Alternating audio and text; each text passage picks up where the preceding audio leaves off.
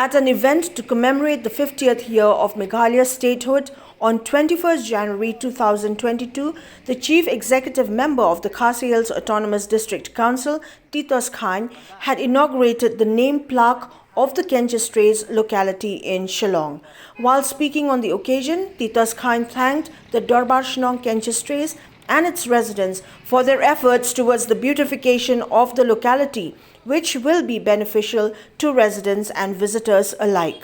The CEM of the KHASI also expressed his gratitude to the government of the day for its financial support towards the project. Target antara seni dan ni resolution yang kita panang ni sekmat tu minyak pelong ni kita nom ni kabar kuy kabar kubah. Ngano misi siam ni kapur namar bagi suku ini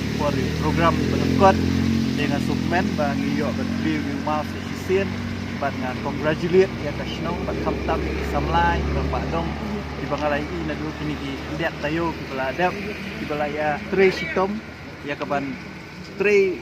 haipur di belengkot mau lala bandek kat ni minta katai ke jing airong kamdei tan nadu nang ni dia nadu katai ke aliang jong ke jing kieng berkunjuk ru hajui ke bentar jong ke snong.